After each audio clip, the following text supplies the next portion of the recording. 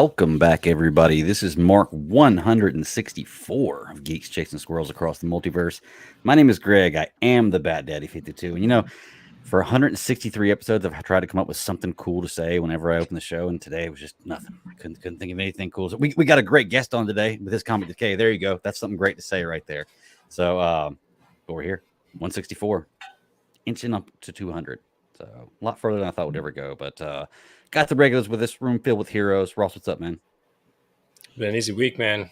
It's Friday the 13th. I don't know how much crazier it's gonna get. I don't know if y'all are playing that lottery, but I bought 4 of them. I'm hoping for some, freaky Friday the 13th magic right now.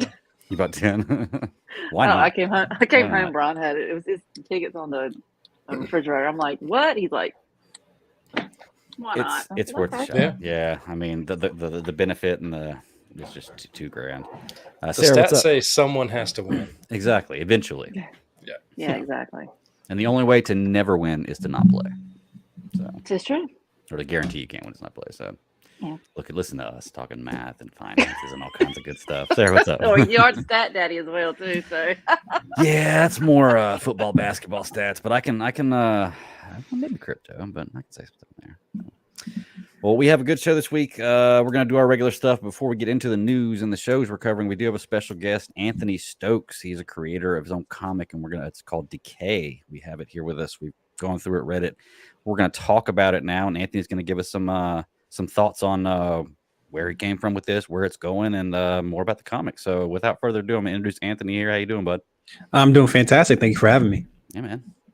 So you are the author of the comic Decay, correct? Yes, and then slight correction. I'm here to talk about Intrusive Thoughts. Did you guys take a look at that?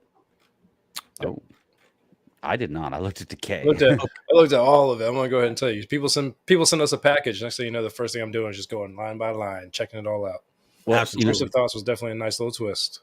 I'm gonna look at that while you guys start talking about it. Then Anthony, go ahead and walk us through Intrusive Thoughts then, because I'll pull this up and start checking it out. Absolutely. So it was it's a comic book that's essentially the story is like there's this kid who was orphaned at like 2 or 3 years old, and he lives with his foster parents, and he has like migraines and night terrors. He's just not a great place, and essentially he has sleep paralysis. And then his sleep paralysis demon bites one of his classmates. So it's a mystery, a horror mystery, you could call it. And it deals with things like anxiety, loneliness, depression, and such. Okay. I definitely picked up the connotations that you have not only in this but also in Decay, since there was 3 episodes or 3 volumes of that out. I mean, you dig deep. Yeah, you definitely you put some stuff out there that everyone in the world needs to be familiar with, just so number one, like everyone is more familiar with it, but you dig deep into a point to where it's you don't circle around the point, you get right to it. And I like that in all of the writings that I saw in your little package there. Thank you. Yeah, it's like the thing. It's like you only get one chance to make a first impression. So it's like I kind of want to just do something that immediately stands out. Because if you can't make people wait around too long, you're gonna lose some potential readers if you kind of lollygag. So yeah, and I hey, we're paying by the page too, so we gotta make sure things happen as quickly as possible. So there's a financial benefit as well. Definitely. Where did the idea from Intrusive Thoughts come from? Man, you know what? It's I had this idea. I think it's inspired by Death Note. Probably, I was a big manga, huge manga fan. Honestly, a bigger manga fan than a comic book fan growing up, and American comics specifically. And just the idea of this guy being followed by like a monster as a form of depression, and then after that, this is like probably like 12 years ago, maybe more. So I always had the idea sitting around, and then Decay is that's my first series. It's very literal, it's very much like whatever is happening is happening in real time. And I wanted something that had like more metaphorical, more atmospheric, gothic even. So I added a lot of like symbolism, metaphors that I wouldn't say were missing from Decay, but weren't as prevalent, I should say. Gotcha. Okay. Hang on, I'm pulling this up right now so we can put some of this artwork up here and just kind of run through the comic. Yeah. Okay. So yeah, honestly, I'm very sorry. This is my first time looking through this one because I read all of the Decay stuff, and honestly, I didn't even see the Intrusive Thoughts because I guess there was Just 3 hiding issues of there. Decay, and I assumed I was like, well, that's the one right there. But both good. That's cool. I got 2 comics out of it. So beautiful though, like Thank it's you, beautiful. Sarah, you got any thoughts? Yeah, I just kind of looking through it. Yeah, that's a pretty interesting story. I mean, I'm not gonna lie, I don't read a lot of comics. Now, I do enjoy, having a lot of you guys come up here because they're new ideas, new thoughts, new stories. And for me, the way I kind of first look at it is I like to just kind of scroll through it, and it's the artwork. The artwork is what always kind of pulls me into it. And some of the images you have in there, they're pretty stark. I mean, it's pretty like I think the one that I enjoyed the most was I think what it's like, is it like some kind of bubble or whatnot on the back of his head, and you see it explode, and you're thinking, okay, that really threw you in a lot of emotion, without even like reading the dialogue. So I mean, that's how I kind of like look at it for my first tale think of going through. So that's what kind of catches my eye. So that was the first that was really it's really interesting. I mean, it's good job. I like that. Thank you. I got to convert you to a comic book fan. Yeah, I know. I tried, but it's just I know. I gotta get to it. So that point that she's actually talking about now, is that supposed to be like completely where like you see him break, or you see him actually, is it supposed to be the graphical representation of whatever it is that you're seeing there, plus his like inner the inner part of him actually breaking and snapping, I guess is what I'm trying to say. Yeah, it's like a breaking point. That's fair to say. And it's like I said, it's metaphorical, like which is also a good thing. So if you scroll up to to the cover and then page 1, so there's snow globe is a big recurring theme. You can see that's a snow globe, and on his head, and then in page 1, the snow globe as well. And I really like using motifs in comics, because it just communicates the idea so effectively. Also, an opportunity for some merch, as well. Oh, yeah, that's not bad either. So essentially, keeping that in mind, the snow globe blowing up at the end is that something happened for sure. Okay. The beautiful thing about comics like this right here, independent comics especially, is I've always grown up reading the big DC, the Marvels, the big superheroes, but it's just like as I get older, I want something different. I want something. Give me a different kind of story. Like those are cool, and I'll still actually haven't bought a lot of those comics in quite a while. I've only bought kind of independent comics, but I just need more meat behind my story. I need more of a graphic novel than a story, and I get comics coming graphic novels too, but these are slightly different. And I guess coming from like a manga background where you enjoy that's a little different right there anyway, where you're not going to have the same kind of characters that would be typically known or have been as popular amongst the years, even though lately they've exploded. My daughters are 100%, and I've gotten into a lot of it as well. So, but it's just nice to see different stories, Yep. Like you don't have to wear a cape and be a superhero to have a good story. I'm sorry. Go ahead. No, I was about to say if you if you look at it if you look at manga versus like superhero stuff, right? It's like you have your One Pieces, you have your Hunter x Hunters, you have these long running series. I think One Piece has been going on since I was born, to be honest. But a lot of these manga are coming. They're telling one story and then they're ending. And then, so essentially, you have to have something that's interesting enough to get picked up by a publishing house, like a Shonen Jump or Tokyo Pop or what have you.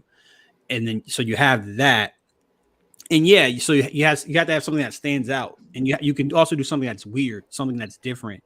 And when you look at American comics, when you do new stuff, the fans are really resistant to change. And it's very prohibitive in my opinion. And then you also have the problem of like, I picked up the Black Panther run, the John Ridley Black Panther run, and there was so much continuity from a previous series. And it's just like, well, I'm getting the context, but it's also a little bit frustrating. So I think that's why it resides with with audiences so much. I used to go to the library and I would just go crazy because I pick up an issue 1 and that's it. Like I go and run through those and read something else.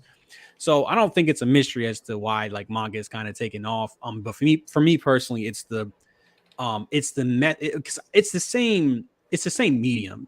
Like the only difference is they're one's backward and forward, the other one's, and it's traditionally like one's colored, one's not. But even that you can play with and stuff like that. It's the same medium. It's just the delivery of the medium and like the structure that allows for a lot more better stories to rise to the top, in my opinion.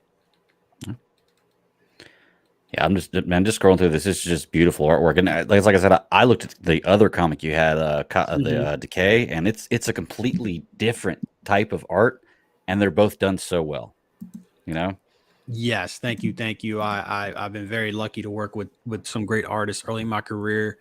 No, I love the look of the book, and I think that's what you need. You need it's like Sara said, you sell people. I want to make something that anybody would read. Like if I feel like if your thing is catered to or only like hardcore diehard comic book fans can consume it, you're missing out on a lot of stuff. I wanted something that like a mom could read, and like enjoy. Yeah, sir. There you go. So that's what I'm going for. If I'm at a con table and I'm like, do you like comics? And then they're like, no, I was like, you should check this out, and they buy it. That's a huge benefit and a huge like competitive advantage over other people that can only sell to comic book fans. Right. I guess this is that splash page y'all were talking about a little bit ago. Clip. That is nice. That really speaks to me right there. I don't know what it is. It's just like if I saw nothing else with this comic, that right there would just kind of gives me a full story unto itself right there. Okay, so one question I like to ask creators when they come on here, and you may have touched on this a little bit now, but like from this story right here, from initial thought in your mind to this point right here, what was the journey like? How long did it take you? And how far out do you have this going in the future? In all earnestness, I did the bulk of this probably from the months of like maybe June, July, August, maybe like May, and it was completed. It was completed at the end of August. So this is all a fairly new idea for you.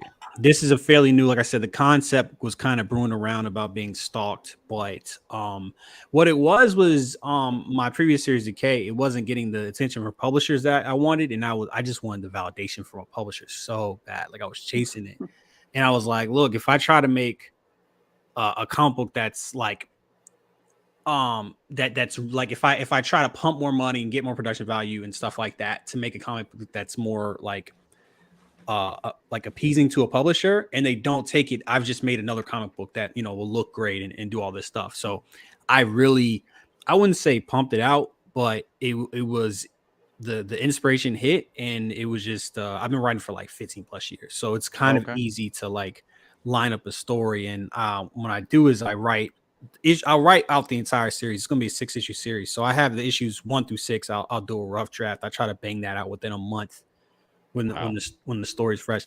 Yeah, I like to work fast, and when I think there's two different kinds of comic creators. I think there's the guys like that will do like the one story, like that's their bread and butter, and then there's the other guys that will do kind of like spin-offs and stuff like that, and do like the mini series and stuff like that. I really want to do like shorter series, so I have more bites at the apple, the proverbial apple. So like being able to tell a story efficiently, being able to like get the trade relatively quickly is a huge advantage. See, that just shows what a different level you're on than I am right there, because I know I've sat down before and like, I'm going to write a story, and like, I'll start something and maybe get like a paragraph and like, I just have no idea where to go or where to start. And you're talking about doing all 6 issues in a month. Like, no, there's no way, man. Well, I wrote the 6 issues in a month. Well, I hear you. Yeah, that's what I mean. But writing them, like I couldn't even begin to imagine getting that done. I'm not nearly that creative enough to do that, but it's pretty amazing. So 6 issues. This is the first one. You've only had this one out right now. The others are still yet to come. Yes, they're still in the works. And are we doing the Kickstarters for that? Yes, the Kickstarter will be out on the 24th of January. Okay, for issue number 2. For issue number 1. Or number 1. Okay. Yeah. So what I like to do, because fulfillment is a pain. You know what I'm saying? It's an ink. Well, I can say that it's a pain. So it's a pain. In order to make it easy for myself, I try to get as much of the comic book done as possible. If not done, and then like it's easier to sell if it's you got a PDF. You know what I'm saying? And it's easier to go to a con. Obviously, you can't sell the con like without a finished product. So I try to do it in advance, and it's scary because you have to have a lot of belief in the product. But I do have belief in the product, so it makes it easier when fulfilling. When I like I have I've got a copy right here. Oh, nice. And I sold a lot of copies of these, so it helps the word of mouth. It helps with fulfillment because I can just throw this bitch in the back. Can I cuss on here? Sorry. Yeah. I can throw this bitch in the back and board. I can throw this bitch in the back and board and be done. Like and fulfill within like I can fulfill a pledge within like the next day if I need to. You know, once it's finished. So it's a process. It's definitely got pros and cons, but right now I'm enjoying it. Fantastic. Ross, is there any questions you got? Yeah, like as a writer, how detailed do you get when you start? You said you knocked it all out in a month. Like, are you super detailed, or are you kind of person that you want to get? Yeah, you want to get the keynotes in there. You want to figure out where it's going to go and know where your beginning and ends are going to be. Yeah, I would think I'm the best writer I know that doesn't care about grammar. Like I'm trying to get that rough draft done. Yeah. And I always tell people, like, if we're talking in the cons, one of the cons is grammar. Like, I don't give a shit. It's a rough draft. Like, I don't care. I'm trying to get the key beats, right? Like the tone, characters, that kind of stuff. The stuff that you can't fix with spell checker. And I try to get it done. So these are not comprehensively written scripts. These are like rough drafts that are, that have like character, like I said, character and theme and tone and stuff like that. But they don't have like a lot of locations, might be a little barren. One of my editors was like, there's no description here. You never do this. And I was like, sorry, I will keep doing this because like I need to get these stories out, get my feedback.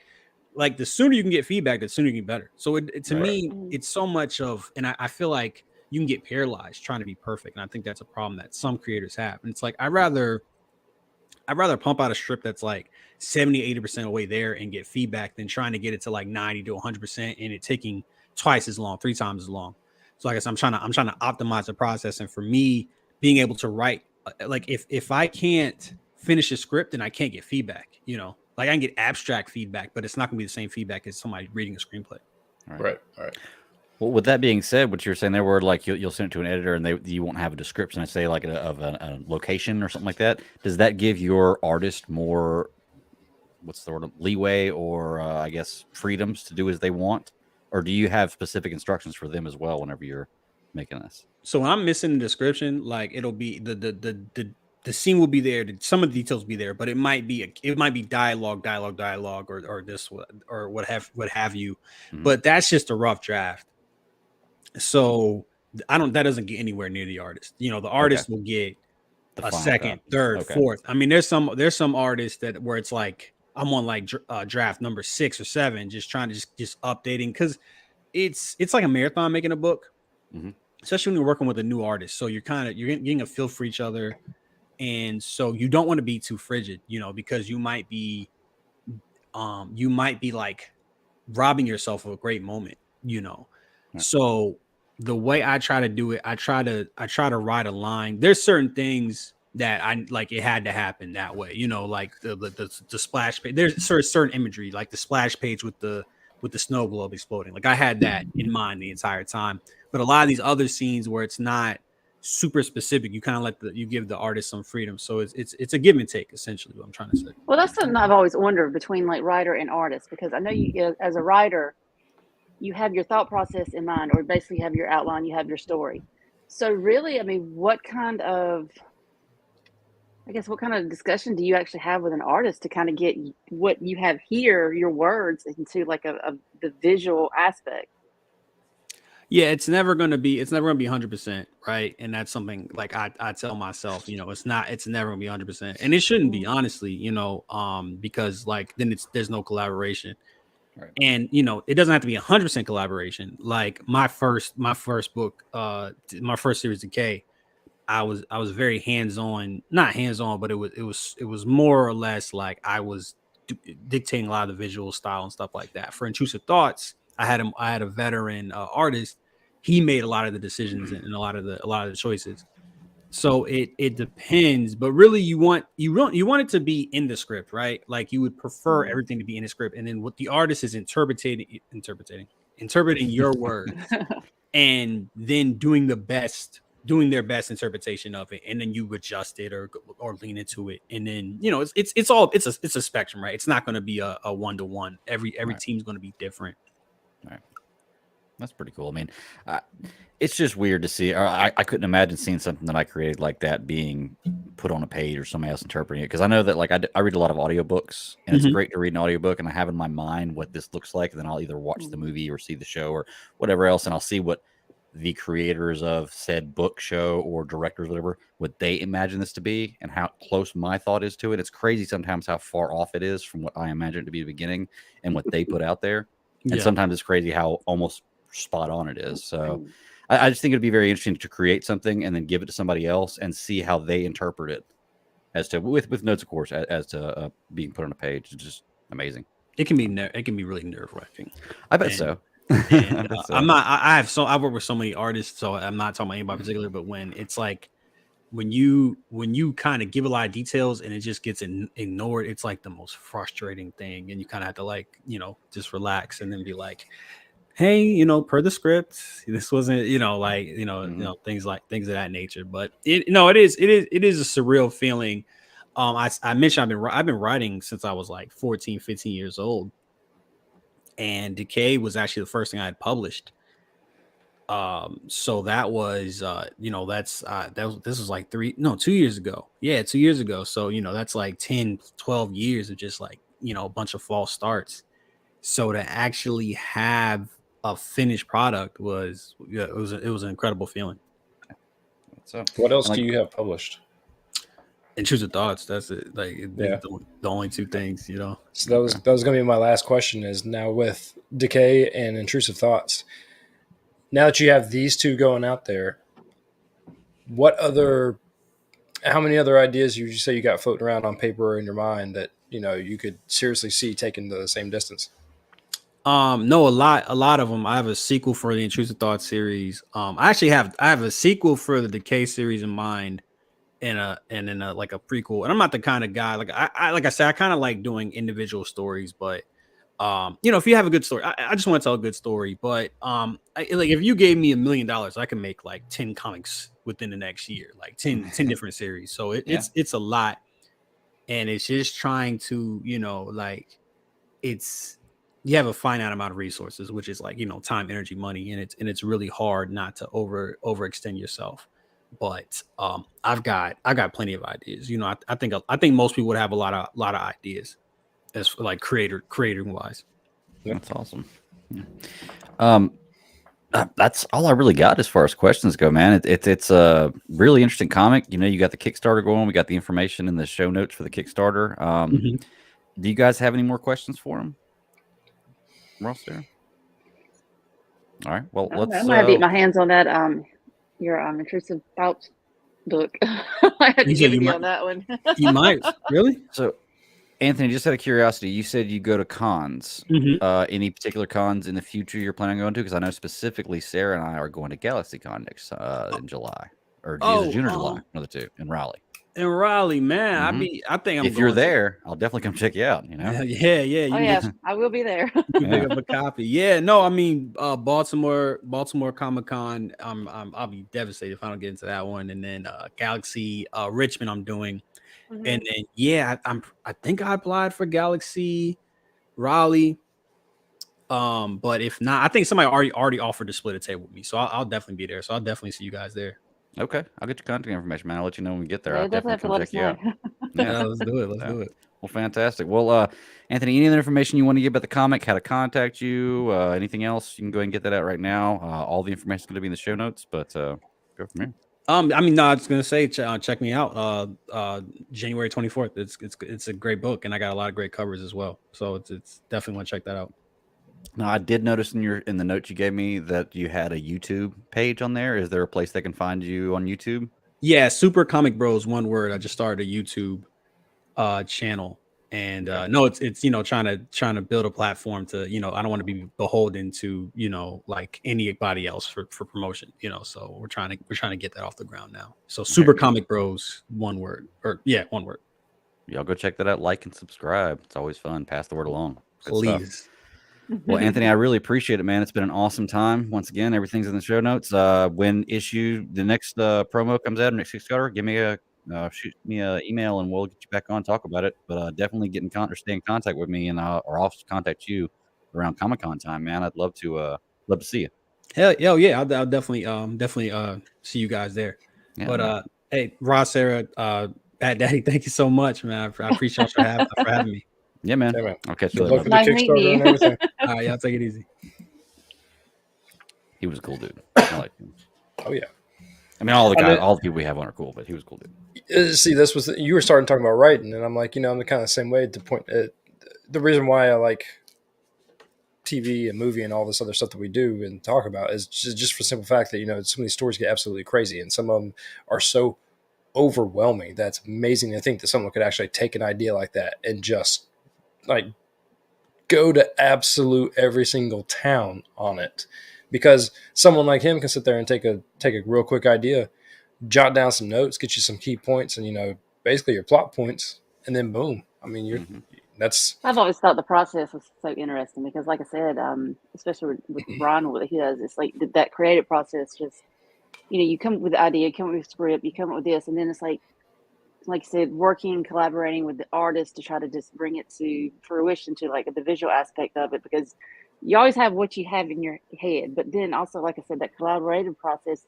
An artist might bring something and say, hey, let's try to go this direction. I mean, you're still in the same idea, but so that's what's always like just thought was like the coolest thing ever. Mutates and shifts over time. Yeah, exactly. Yeah. It's like, how about this? How about this? How about that? So, I mean, with these creators, man, I've seen some really cool stuff. And like I said, the independent stuff is like really, just getting away from the mainstream. Sometimes that's where you find like a lot of like the real creative processes. Yeah. You kind of get to like new worlds, new, like I said, new stories, new, like I said, that's some shit I've seen I had never even thought about. Wouldn't have never, come on our radar. So it's been really cool. Well, it just shows that you don't have to have the capes and the superpowers to have a good story. I mean, not saying that you can't make a new cape superpower person and or character and have a good story, but you don't have to have it, and you can still be in the same genre realm and have a great story there. I felt so bad because like honestly, all the stuff he sent me, like he sent a bunch of stuff to us, but everything he sent me was about Decay except for that one intrusive thoughts file right there in the middle. And I was like, okay, so I assume we were talking about Decay, which that was another great book. I don't know, you said you read it. That was another good looking book. So I'd like to see it's told a story from two different sides, which is really cool. Yeah. I like that about it. But yeah, I'd love to have him on again. So do y'all want to move on, do some news before we knock out some of these shows? Because there are a few things that have happened this week, at least. I got some news, but talk about. What'd you guys watch? Well, Blacklist. I've been watching Blacklist all week. Like, honestly, my wife's so into the show that, like, if she's home and today's only the second day she worked this week, so it's just if I'm home and she's at home, she's been watching Blacklist. And we're still only like halfway through it. Been watching it nonstop for like 2 weeks. Still only halfway through it. It's so the needle's not moving. It just keeps going right back to the middle. It's good. It's just like, and I tell her sometimes, like, this show's good, but I'm kind of getting burnt out on it. Like, I can only hear so much James Spader, But that, and then the shows we cover here. Beyond that, I haven't really watched much this week. I finally watched Bullet Train, and my son is so happy now. Did you like it? Yes. It was such a fun movie. It was a lot better than I had anticipated. It was really good. And I also ended up watching American Underdog. I know it came out back in 2021. That was when Kurt Warner story. Oh, okay. Zachary Levi. Okay. That was a pretty good movie. I didn't know Zachary Levi played in that movie. Got kind of a little tearjerker there, but I mean, still, it was really cool. It was really cool because I mean, if you're ever watched football, you know a little bit about Kurt Warner, anyways. I mean, because he seems like he's such a great guy, this kind of thing. And I remember hearing about, because I think the Rams went to like what was it, the '99 Super Bowl? Sounds right. Something like that, yeah. I think so, and because I think I remember watching that because I remember Warner playing with the Rams and then going to Arizona. So actually seeing this, I was like, man, that was one hell of a story because he had literally stocking shelves and then got called up by arena football. Yeah. And then next thing you know, here comes who was the coach of the Rams? Vitale. And I'm like, what the? I was like, wow. I was like, this is insane. These are the kind of sports stories I love hearing. I mean, because it's like not everybody is just, blessed right out of college or, whatever. So, I mean, it just shows how hard work really pays off. Yeah. You want a good documentary, but not like extremely over dramatized. So yeah. But I mean, it's a movie, so I still enjoy that. So Kevin in the chat asked me if I've watched RRR yet. No, I have not watched it yet. I'll watch it this weekend. I have a little bit of downtime, 4-day weekend. I'll definitely try to check it out. Not as much football to watch this weekend, especially since they're splitting games up on Saturday, Sunday, and Monday. So I guess I could technically watch every playoff game if you wanted to, but that's why they're doing it. The only other thing that Ashley's wanted to watch this week that we haven't got a chance to yet, she started it and she was like, "You've got to watch this with me," and I don't know about it yet. It's The Menu. I don't know if y'all seen that yet or not. So I haven't seen it. Go back to your chat, Greg. Go back to your chat. Did you tell me to watch it? Maybe that was where I got it from. Maybe that was where I told Ashley we needed to watch it. But she yeah, because you said that I guess some people from work was telling her that she needed to watch it. That must be what it was. Yeah. So yeah, haven't watched The Menu yet, but she watched the very beginning of it and she was like, she stopped it and said, "You've got to watch this with me." So apparently I'll enjoy it. I'm not going to say that it wasn't good. I wasn't saying that in our group text. All that I was saying is that I would have been one of the people that would have lost it right off the bat when things started to get really uncomfortable. Well, I don't care how many Let people you got in there. I understand watch psychological thriller, but man, Greg and Ashley can watch it because I would love to know Greg's thoughts on that. Oh yeah, I'll check it out for sure. Maybe we'll table that discussion for later. Okay. I watched The Menu. I watched. I finally got around to what's the latest Jurassic World movie? Domination or something like that, or Dominion. Yeah, Domination. That was on Prime. That's a Domination. What the hell?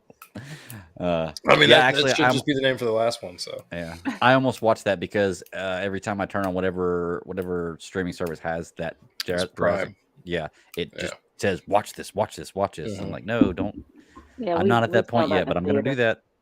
I had to go back and try to piece together whether or not I watched the second Jurassic World movie. I believe Jurassic Park 5, Jurassic World 2, I guess is what you can call it. I couldn't remember actually whether or not I actually watched it. So then I saw the clone.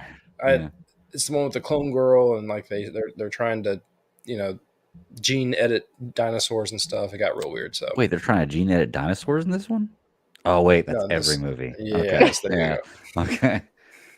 We're gonna make it have sex with a frog. Did we just say gene edit? Is that right? Gene edit? Genetically engineer? Is that what we should say? Did we just shorten it up? Yeah. Okay. Just making sure. I didn't sound right when I said that. It's twice as long now that you have to explain. Yeah, that's true. That's true. Beyond that, I finished Kaleidoscope, which was trippy. It was a good little. I've heard good things. We were talking about it. I didn't know that it was diced up for everybody. So everybody watches it in a different order, basically? Yeah. If your Netflix has it in your order, and my Netflix has it in my order, so no matter when I go back to it, I'll start back where I left off. But any of the episodes are supposed to be not standalone episodes, but you can pick up and put down this story in one episode without it affecting the watch order that you watch it in, which is a crazy concept. It is a crazy concept. Is that by profile or by subscription? So, if I started it on my profile for Netflix, if my wife started on hers, will we start on different episodes? You have to look. Yeah, you can look and that'd be crazy. Show you the order. That'd be crazy. I just know that seeing it on two different Netflixes, and I'm like, wait a second, this isn't the first episode. I watched the first episode. I was like going, batshit crazy. I'm like, what is happening right now? I already watched the first episode. I can imagine a ton of people did that. Yeah, because I I only watched the one because I was gonna like watch it with other people, and so like trying to collaborate that, and I'm like, oh well, they're just trying to mess me up. What is this? I don't care about your feelings, man. Good stuff though. I mean, Giancarlo Esposito. What can you say? Man's still trying to be Professor X, but he's doing a good job making stuff in the meantime. So, the thing that he's going to be up in again is going to be that Mandalorian season 3, which Monday night during football, there's supposed to be another trailer for it. I just don't get as excited about trailers about television shows. I don't need to see the trailer. No, I'm just saying it's out there. It's going to be out there. I mean, I'll watch it and cool. I'll get to see it. Do we know a date for Mandalorian? I know we've probably said it before. Yeah, it's the 1st of March, I think. Okay. Goldfish memory here. So. Yes, March 1. Okay. But we talk about trailers real fast because I brought that up to you the other day when you and I were talking. We got the Ant-Man trailer, and I didn't need to watch that. It looked so good, but I wish I wouldn't have watched it. I was so much happier not knowing. I could have kept one little aspect to itself and let you be just surprised in the theater. If you're talking about MODOK, I already told you guys back in September. I told you that there was already a picture of that floating around, and I had to go back on my phone and make sure that that's when I was talking about it, and I still had it on there. So, look, I haven't been excited for a Marvel project in quite some time.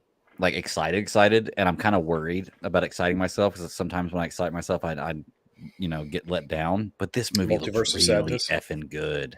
Yeah, like, it looks really good. This is one that, Ross, you're right. I need to go see this in 3D. I was talking to Nathan about it the other day, man. I don't like 3D movies really, but there's some movies that are better in 3D. I don't know if I can handle that 3D. Visual.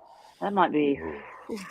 Just catch a good buzz before you go in there. It'll help. I promise. Always does. Sit far enough back, because I think that's always my ticket when it comes to 3D movies. You want to sit just far enough back because it's a lot going on, and then that whole depth makes it even more going on in your face. So, right. Yeah. I'm going to see it in 3D. Like I told you after seeing that trailer. When did tickets aren't on sale yet? Are they? No, and it comes out on the 17th of next month. Next month? Okay. Well, as soon as they drop, man, let me know. We'll go see it together because I'm down to go check it out. So. Yep. Go ahead. No, go ahead. I was going to say, can we talk about this Jeremy Renner thing? Yeah. Well, let's do the finished trailers. Hold on. Okay, we're going to get to that real fast, but we had the Foundation Season 2 finally. There's a real meh trailer, a lot of tie back into it. No, dude, that won't meh. That was summer needs to get here. That's what that is.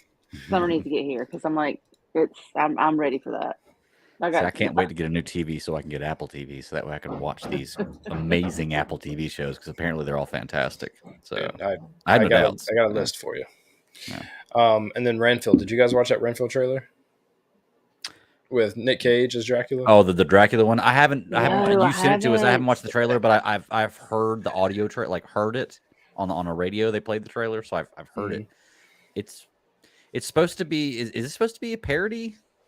From what I hear from the trailer, or kind of semi-funny? It's supposed to be it's comedy of sorts. Okay. But I mean, I don't think you're getting all of the comedy coming out of Cage. I think Cage is trying to be pretty serious. And I've seen the pictures of him like a year ago in the makeup and the costume. And a little bit they actually showed in the trailer looked really good compared to the pictures that I saw because they were quite laughable. Yeah. They were talking about on the radio. It's like one of these weird Nicolas Cage moments where I think he's got a movie that just came out in theaters or something like that, and in the preview for his movie in the theaters is a preview for another movie that's coming out, and it's like, okay, it's a Nicolas Cage moment, you know. I guess it's funny how actors do that. You'll see him do these spurts of like 3 or 4 or 5 movies, you know, over like a 2-year span. Then you won't hear anything from him for a while. I guess they make enough money to relax for a few years, baby. You know. Hey, it's not some people, man. Like you said, we looked up that Patrick Warburton IMDb. That some people's IMDb is insane to look at it. Like, it's crazy the amount of stuff they do. Like, it's his whole entire life on that thing. Just within the past 5 years, it's just like a list of IMDb stuff that just keeps spanning. Yeah, I mean, the dude's been around for like 20, 30 years making stuff now. And what's funny is 25 years ago, he didn't look any different than he does right now. Yeah, it's crazy, man. Absolutely crazy. When he hit puberty, he just grew up. That's right. He fell right off that cliff. That's right. But yes, you can jump in. You can start talking MCU. Talk real fast about Renner. I mean, go Crazy ahead. story. What do you I gotta didn't say know anything about about it until I sent y'all that article this morning. When I woke up this morning, you know, I Dude got open up ran over Google by a and it sends me the news snowplow. feed. You knew nothing about it? I knew nothing about it. Nothing at Really? all about it. Yeah, and then I saw this, and it was like Avengers cast members feel Renner may lose his leg, or maybe may never be able to walk again. I was like, oh no, what happened? Then I read the story. I was like, holy crap! You know, run over by a snowplow. Lucky he's alive, We're from what not. I understand. Yeah, I mean, we're talking like an industrial MCU money snowplow is what we're Yeah. talking about. Yeah. Okay, just because a lot of people keep getting this twisted about like what he was actually run over by, and I'm like, no, it had like a seat and like a cab. Yeah. Yeah. Not one we would use. You know, one people with money would use. We're not talking about a Understandably, snowblower. money is We're money. talking about like straight up snow But freaking plow. Yeah, from that article, apparently they were saying that he may never walk again if he even keeps his leg. He may lose a leg. Now, I don't know the validity of everything in the article. I don't know. Yeah, I haven't heard too much about that. Yeah. I mean, I knew all the very first things that came about. You know, he had like massive chest trauma. You know, basically what happened was when it started sliding, he tried to jump back in it, and it seems like it wouldn't have caused damage or done anything wrong if he just would have let it go, because it came to stop at like a mound of snow further down the driveway or whatever the case was. So it's like, why even are you just trying to cover your ass? And, you know, they've come out and said, you know, like no foul play, drugs, alcohol, blah, blah, blah. Right. But I mean, really, it's just, at this point, all I've been doing is just wishing, like, you know, hey, hopefully speedy recovery, dude. I don't know what else 100%. To say. Well, that's the thing, because like you heard, like I said, chest trauma, and I'm thinking chest trauma. Oh my god! But then it's like, you know, the more you read it, because when it first was released, it was just like he'd been in an accident, like a life-threatening accident or something like that. He was like in ICU and all this kind of stuff. And then he posted a photo to his Instagram. Yes. And he looked like he got the shit beat out of him. It's like this side of his face was just like, I mean, black eyes, busted face. Oh, it looked awful. And then as finally details started coming out, talking about, because he was like in surgeries and all this kind of stuff. So you're like, damn. And then like, it's, you know, just like, what exactly is going to happen? But I mean, if you think about it, if you have to, I'll have to find an article so I can send it to you so you can actually see what this thing looked like, because I mean, it was like these huge tracks and it looks like it just mowed him over one side. Yep. So, and the thing was like, what, 14,000 pounds? I don't know why he went back for it. Don't know. Like, just let it go, dude. Unless it was heading to where it was going to hit something or someone, I can understand. But I think they were just like in the middle of nowhere, weren't they? I think first instinct is to try to stop it. You know? Yeah. I know for me, if I saw it, that would be my first instinct. I don't know if I might run to it and then maybe have a second, you know, thought before I get there. But I don't know. I've never been in that situation. But it is weird. It's just tragic, man. It sucks. Like he's got that superhero problem where he always has to save the day. He's got a complex. That's what it is.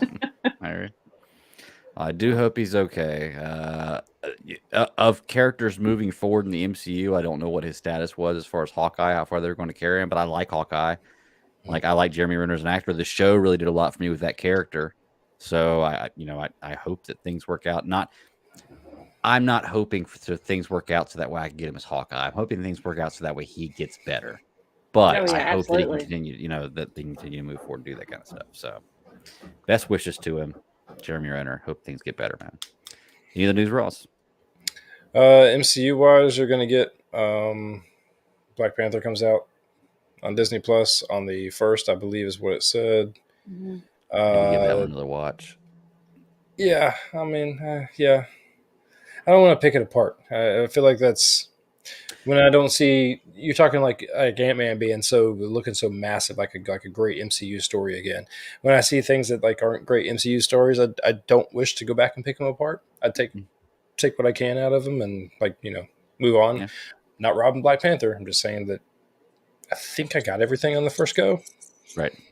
And I just want them to fix Ironheart for going forward. I need that character to be better if they're going to actually use her. The suit, mainly. The suit's really my big thing here. Let's be real. Not the actress or anything she did. It's just the look. Yeah. I get that. Let's see. What else did we get? Oh, well, Angela Bassett won for Best Actress in a Supporting Role for that in Black Panther 2 that she did. Oh. Didn't Jennifer Coolidge win something for White Lotus? Oh yeah, as well, which is another show that I've been meaning to watch. Best Diego performance. Luna was actually nominated. I think that's the first time a Star Wars character or whatnot had been nominated for a Golden Globe. Yeah, it was him, and he was nominated for Best Actor, I believe, in a short series or whatever they're calling it. And then I know Brendan Fraser didn't get anything for The Whale, but he also did not attend the ceremony because apparently he has a ban on the actual ceremony itself.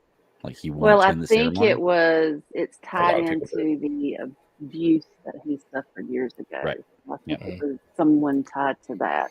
He says he's willing to come back, but there's certain criteria that has to be met before that. So I haven't seen The Whale yet. I've heard great things about it. It seems like from all the rave I had about it, it would have won an award, but apparently it didn't. So. I'd keep your eye on it probably for Oscar. Because I mean, it's just like, what was it? Spielberg won for The Fabelmans, and didn't the Fabelmans win a movie as well?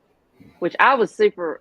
Well, I'm gonna tell you right now, Austin Butler, 100%. Even though he was up against Brendan Fraser, that dude 100% deserved because he became Elvis. Elvis was wicked. That was an awesome movie. I saw an Elvis movie recently. I don't know if it was that new one, but then I know that I went to see when I went and saw Thor: Love and Thunder. I went to a drive-in, and on the other screen they were playing the Elvis movie. Well, it was probably that Elvis, and it was probably that Elvis. Yeah, that was. There's actually a sit down. I believe it's with Hollywood Reporter on YouTube, and they have Adam Sandler. Oh my God, what was the dude? What's the Irish dude's name? Or Colin Farrell for the Banshee of whatever movie that he has going on. They had the guy that played Elvis. They had Brendan Fraser, and they had one other kid on there, and they were all just talking about like their acting and like everything else that they do, and like how they've known each other. Oh, and they had Short Round was on there too from. He won an award. Yeah, I gotta see that movie, but it's not for rent anywhere. Oh, what is it? You can only buy it. I had opportunity to watch it on a plane though. Yeah, that Everything Everywhere All at Once. Yeah, I've been wanting to see it since it was in. No, it's on Showtime. You can get on Showtime. Yep. I actually was talking to a friend about that yesterday. He told me that I need to see it. It was an insane movie. I was like, okay, I'll maybe check it out. So, yeah, it's on show. So if you have a Prime subscription and you have the Showtime add-on, which I do, you can watch it. So I wanted to go see that in theaters, and then I got so busy that I couldn't make it to the theaters. And that's when I went to go see that Bullet Train movie instead, because by the time I got freed up, it wasn't in a theater anywhere. So we went to go see Bullet Train instead. Okay. But yeah, that's something I really want to see. I've had my eye on it for quite a while now. This one thing I just discovered today. I'm sorry, it's just kind of just a total whatever. But Tangerine, he was Wanda's brother in Ultron. So he was Quicksilver. Because I'm like, I know I've seen that dude somewhere. I know I've seen it. So I was talking to my son about it today, and I happened to look at IMDb. I was like, oh, it's Quicksilver from Ultron. Yep. That's what it is. You get that, and then you got the other one that won the award for Dahmer. Yeah, Evan Peters. Dahmer won an award, huh? No, Evan Peters did. Evan Peters did, not the show itself. Yeah, okay. I haven't watched that show yet, but once again, that was a. I don't think I could. There's just some things I'm like, I just don't think I can do that. I mean, I've heard people talk about it, that kind of thing. I mean, it's just. I remember I watched the what was it, documentary for oh God, who was the other guy? But anyways, it's like some of them I'll look at it, or get on TikTok and kind of get on those little stories when they're talking about the murder, all that kind of thing. I'm like, I just don't know if I could do that. Well, I love a good docuseries, I really do. But this is a drama, right? This is exactly. Like so there's a lot of drama put into this one. It's just kind of like the Pamela and Tommy thing. That was a drama one. Now there's one coming out that's an actual documentary with Pamela Anderson, interviewed stories from her. That's kind of the same story, but it's like the real story. Yeah. I know that when this Dahmer series came out, it was huge. Like everybody was watching it, but there were so many people, as the internet will do, that were giving so much shit about, well, how can you bring this up for that family and this and that? And I'm like, you do realize this is like the 4th or 5th docuseries that's come out since that's happened. Yeah. But just like you 25 said, years ago, right? It being a documentary versus it being a dramatic, like a heavy drama thing, changes it from it talking about something historically to becoming entertainment. Right. Well, I think that there have been actual dramatizations of it. I have to go back and look at it. I think there's been 2 or 3, you know. So it's like, I get what people are saying, but once again, you know, I'm sure that the people that were involved with this had to have some kind of consent to this. Maybe. So, I mean, I don't know. But either way, not something I've watched yet, but maybe I'll check it out. Time. Let's see. You got MCU. We already talked about the Mandalorian trailer. Star Trek: The Next Generation cast are making the rounds because Picard's coming out. So you're getting a lot of interviews going to be popping up here really soon. That comes out the 17th also. I think Ant-Man 16th. Ant-Man comes out the Thursday before, so that's the 16th. And then Picard comes out that 16th also. It's going to be a fun show weekend right there. Picard premiere and Ant-Man. Oh, it's going to be a fun one. Other than that, Paramount is going to be doing a Dungeons & Dragons show now. Live action show, which we haven't even seen the movie yet, but I'm interested in seeing that movie too. I don't know if either of you guys were like Workaholics fans, but apparently they were making a movie and that thing just got canned like crazy before it started filming. I can't see a Workaholics movie. The show was... I didn't know why it needed a movie. Yeah, the show was okay, but... Apparently somebody realized they didn't need a movie. Right. Yeah. Right. Well, that, and I mean, it's pretty much might as well just throttle back on all that stuff you don't need right now. Like, is HBO still trying to figure out how to shed debt? Part of that is by increasing the price of HBO $1, which F them, because you know what though, it's only $1. A lot of times when these places $1 now, but a lot of times when these places increase, it's like $2.99, $3.99. They increase it by, so at least it's only $1. You know, you're right. It's going to go up, but we knew it was going to go up. We knew every one of these is going to go up. Eventually, we're going to be paying $30-$40 a month for these streaming services, and you'll pay $6 for a carton of They put out eggs, content. So. Like House of the Dragon. We're about to get Last of Us. We're going to see what that's about. But then they also turn around and put out something like this Velma show that is getting ripped apart alive all over the internet. I just started watching like the first 10, 15 minutes of it, and I'm like, yeah, I can see its appeal, but not really up my alley. So it does have a crowd, though. Velma from Scooby-Doo. Yeah. It does have a crowd because I guarantee you, my daughter and her friends will watch that. Huge. This is fans. I don't know what it is, man. Is it an adult version? Yeah, it's like a TVMA. Well, maybe I won't let her watch it then. Okay, maybe I'll watch it beforehand. She's 16, so I mean. And then the only other thing was, Greg, you were talking earlier this week about the Snyder fans trying to get the Snyderverse. Yeah, look, man, y'all know I'm a huge Snyder fan. Sarah, I know you're a huge Snyder fan. Ross, I know you're not a Snyder hater. You like the Snyder movies. Look, I would love to one day see this, but I'm going to go ahead and say, guys, let's go ahead and throw up the white flag. Let's just let go of the Snyderverse. We got Zack Snyder's Justice League. We never thought we'd get that. Let's just go ahead and be happy with this. We're never going to get the air cut of Suicide Squad. Okay? It's just not going to happen. And if it does one day, awesome. But let's stop focusing on this stuff. Like this article was people wanting Zack Snyder to buy the rights to a Justice League movie from DC and Warner Brothers and then sell it to Netflix to continue the Snyderverse. And it was a petition to do so. And they were going nuts because there was one tweet that was involved in this whole thing, and Zack Snyder gave a thumbs up to one response. And everybody's like, Zack Snyder approves it. He's doing it. I'm like, no, guys, he's not. Like, I get he's the kind of guy that there's everything behind everything he does. There's something behind everything he does. Like, you got to look behind it. He's sending you a message somehow. This is not it. He just gave a thumbs up. I don't want Zack Snyder to spend his hard-earned money to buy this and to produce it. Even though I'd love to see it, guys, it's time to let go. Seriously, it's time to let go. The only caveat to that argument that I could possibly make is that in their deep need to shed millions upon millions of dollars. Ooh. Yeah, that's true. I didn't think about that. I guess that would be a good. If Snyder could do it, he really kind of has them under his thumb though, because he can kind of dictate whatever kind of price he wanted at that point. Here's the thing: I don't think that Zack Snyder would or possibly could buy it. Like they would allow him to buy it. Right. What would be within their interest is to sell the streaming rights or contract out the streaming rights for however long to someone else, like Netflix or someone else, whoever else wants it, and then let them carry it for a year or two or whatever the contract ends up being, right? Just to turn around and try to make money off stuff that you already have. Like, that's a good point. Yeah.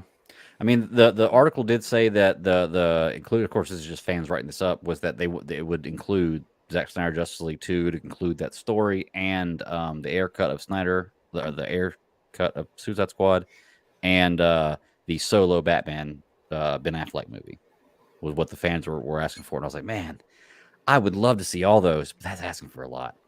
That's asking for a lot, That sounds like it got twisted in the rumor mill very, very hard. Oh, 100%. Yeah. And I think they could do something with it, but yeah, fans are definitely going to talk. Hello. Yeah, right. Look, man, I'm just ready for a new story with good continuity and some kind of structure. I know that I'm not getting that Zack Snyder in the future, so I'm ready to let it go. I have my movies. I can watch them whenever I want to. I'm ready to get a new story. So, well, you're still going to get more of the old story before you get the new one. A little bit, yeah. But more on that. You do get, we did get Ezra Bridger, as I would like to think of that one instead of the real Ezra Miller. So Ezra Miller pleaded guilty to one of the crimes that he had. So, he's starting his comeback tour. They're still going to play the Flashpoint movie. They're still going to do it. Maybe. Allegedly. Yeah. We still have a date for it. I'm telling you, until the credits are over, I'm still not going to believe it. That movie may never hit theaters. It may just go straight to DVD.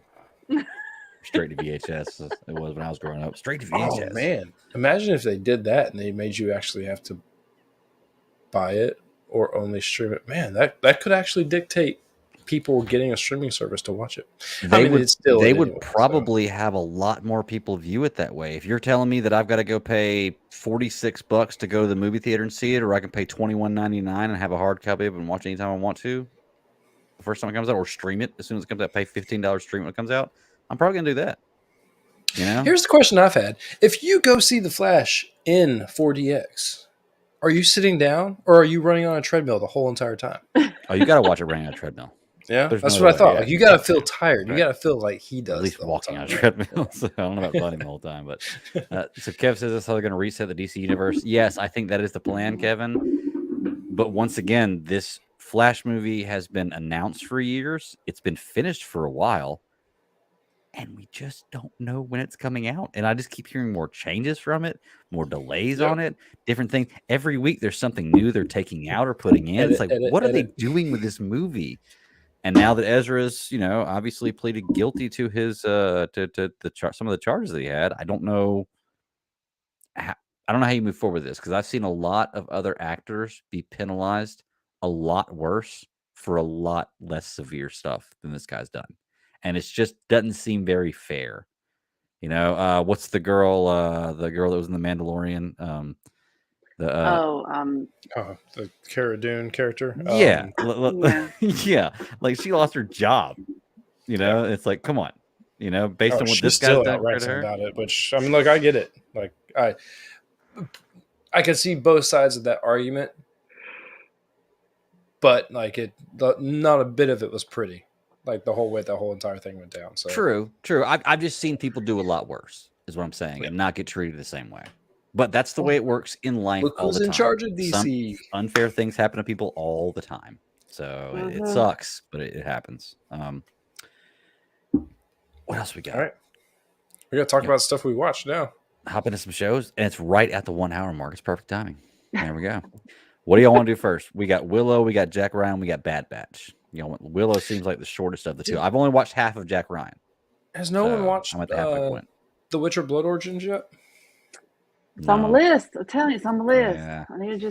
I liked The Witcher, man, but it was one that I came late to the party to, and there's so much stuff going on that like I didn't fall in love with it. It was great. It was good, but it just wasn't something I fell in love with. Curious if anyone watched it. I keep seeing it like pop up on my little list. Well, y'all want to go ahead and get rid of Willow so we don't have to worry about it for a while based on what we saw at the end that may be different, but let's go ahead and knock it out. Sarah, give us thoughts. I know you love this show. It was tolerable. I think the last few episodes, I think, like really, I was like, okay, all right, I'm digging this a little bit. But they're kids. They are 100% kids. It's like that was. I mean, Willow was bad. Kevin, it was bad. It was bad. But I mean, like I said, tolerable. This does not equal great. But I mean, I think maybe I can kind of see where they're trying to go with it, but I don't think that. I don't want to see them going down the little yellow brick road because I'm like, you know what? I'm one and done with this one because I just don't see where else we can go with that. I really don't. Right. I mean, I think it's but a lot of it was forced. I mean, a lot of this through here, like forced dialogue, forced comedy, it's just, it might have been a different story if I really were digging the characters. But I mean, I got to the point I really didn't care. Now, I will say there was one scene in this particular episode, I was like, but I was like, I'm not going to hold on to that too hard. But anyway, yeah, because you didn't see a body. True. There's definitely I don't know. You you missed something. If you're talking about the same character, I'm saying at that point. Oh, at that point, okay, yeah, at that point. At that point, okay. Mm-hmm. Yeah. Look, I had the same thing. I had the same problems with the show as I did before. Comedies. Sometimes okay, but never really great. Nothing really makes me laugh. Borman's obviously the funniest character on the show, and honestly, I think he's my favorite character. But I'm kind of getting tired of some of the stuff. Like they're coming out of the thing and like, oh my mama. It's like, okay, dude. Like I get it, funny, ha ha ha. But like, okay, like we've heard this enough. Like you don't have to be, have a funny, smart ass comment on everything, and some of them aren't really that funny. The music is a big problem with me, even though the only song that really stood out to me was the very end credit song. What was it? Money for Nothing. But it didn't really take me out of it because of the placement of that song. Like that was the end credit song, the last couple seconds of the last scene. Okay, I can deal with that. But a lot of times the music in this show, while not bad music, is not the right music for what they're trying to portray at that point in time. The genre doesn't fit for that scene, and it takes me out of it. And then once again, the story's too big. Now, based on what we saw, it looks like they have a lot more of this story to tell. So, if they have a lot more of this story to tell, there's always a possibility of it getting better, or getting more of what I want. I want more meat for the story. This may have been the first season that set stuff up that we feel like should have had set up way before this. Who knows what's going to happen in the future, but we're past the first season now. You just described something. You basically just described this thing having a shit ton of ingredients, and it's essentially making a crap pie. Like it's not giving you a whole lot come towards the actual end. Right. The music does feel off. The characters feel a little weird. This episode, I can't remember if it was this one or the last one, that had me thinking like that's enough, Borman. Like now you can tone it down. Same thing. I thought his humor like carried me along enough with all the awkwardness of all the other characters throughout the first 6 at least episodes. The whole show felt like it was shot in the volume, and I hate that. There was just nothing that was grandiose about the feeling of it, and it should have been. It should have ran with it. It didn't have to be $100 million of Lord of the Rings. It just needed to be something that didn't feel like it was made in someone's backyard. And I felt that it was made in someone's backyard, Disney's backyard, like where they have their magical TV. You get that? Yeah. The plot, the teenager angst, dude, there's a scene in this last episode where Alora's about to do some magic or something, and she's doing this weird like Spice Girl hip dance. Like I don't know where it was coming from. I'm like, what is she doing? Mm-hmm. And where did she learn this crap from? Because I guarantee you Willow's not doing it, and those other two broads are over there necking like crazy. Yeah, who knows what they're doing? They're not doing this dance. And other guys playing with his flute. Like literally and figuratively. Yeah. I don't know what was supposed to be happening in this show that was supposed to make me feel like Eric was going to be the bad guy at the end. Right. There was no legwork, and then all of a sudden he gets a haircut. And then he gets converted back, just just because they talk to him. I don't know. The show has a lot of problems, okay, we'll go ahead and dive into it. Obviously the part you're talking about is Graydon when he gets knocked out of that thing and down in that pit. Okay, I get it. Cool. Write that story. Hey, he gets knocked down there. And I was thinking, okay, we're probably going to see what happens to him later. I don't think he's dead. We're probably going to see what happens to him later. And obviously they do. But literally, Allura walks up to the same spot and stands over that ledge. And the lady who just knocked him off just stands there. And I'm like, why wouldn't she just knock her off too? Right there, just knock her off. Why and where the hell did that come out talking about him being a great sorcerer? Where did that even, what? Where did Ray get all this freaking magic shit his flute as a conduit, But I'm like, where the hell did that even start from? Yeah. I will say one good point that I did like about this episode in particular. We finally got to see the Lux with the armor. And it looked good. Yeah, that was a really good Power Rangers suit up moment, man. But it looked really good. The suit looked good. The transition into the suit looked really good. I was like, they did a good job with that right there. I was highly impressed. That was it. That's where all the money went. That's pretty much That was the budget. That's what the suit's called. The budget. That was it. That was it.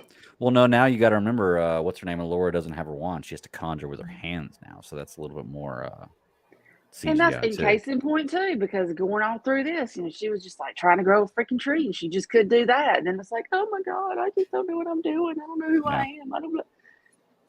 And then it's finally like, all right, well, just pull your shit together, stop being a little whiny bitch, and do it. Oh, but you've got to, Willow, bless his heart. You could do this whole story without him now. To be truly honest with you, he's a character you don't even need in this story anymore. This shouldn't be called Willow. It should be called. Oh, that was the point I was gonna make when the show was over. I'm like, I don't know why it's called Willow. Yeah, what's the name of the land they're in? Eternia or something like that? Or am I thinking of something like? Is that Land Before Time or Land of the Lost? Or no, we're not talking about Prince Adam from an He-Man. No, sorry, He-Man. Never-Ending Story. That's what I was thinking. What's the world from Never-Ending Story? I can't remember. Oh, hell, I don't know. That's the movie they need to remake right there. Bring that one back. They though? That was good when it came out. That was it. Some things you gotta leave alone. Yeah, second one sucked. But... leave alone. Oh, same with Willow. I was good when it came out. But... Yeah, I was gonna say, look what they did here. I just think Willow probably is. I don't know what the deal is. I don't know who in the hell was thinking about with these characters. But like I said, if you're trying to make them act like teenagers, spot on. Hey, there you go. You got it. Kat was more tolerable than the last episode.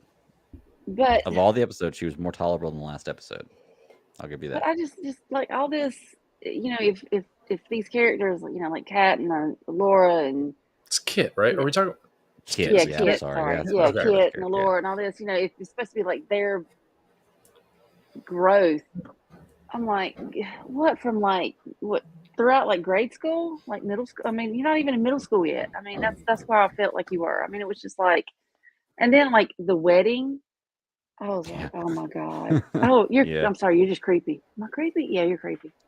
Like, what? Who says that shit here? It's just like, oh my god! I'm just like, what is this? Yeah, they tried to stuff 50 years of lore into 24 hours or 24 hours. What, 8 episodes of hour piece, 8 hours of storytelling, and it just didn't work. Now. Kevin in the chat room says y'all didn't see the post-credit scene, and like I said, we can go to that because I didn't see the post-credit scene either. And Sarah, I'll let you know, I thought you were playing a prank on me because, there's 2 things. Okay, one, it's Disney's fault that I don't stick around for the credits, not my fault. Because there normally isn't anything. Well, it's not that. It's like when it goes to the credits, like almost immediately the screen goes to the small screen, then it says play the next episode and starts the countdown, or it starts whatever else and starts the countdown. So I assume when it does that I don't need to watch whatever they've pulled me away from. So I just, go to the next episode because I don't want to sit down and wait for the countdown. That's why I never watched post-credit scene.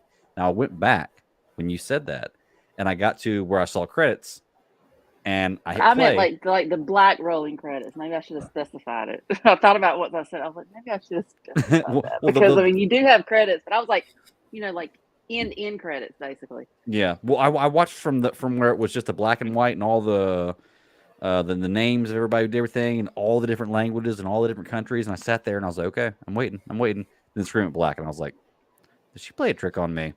Then I had to go back and play it from like the last minute of the show through, and I saw what you were talking about. So let's go ahead and talk about that. The scariest moment of the show that could be making more.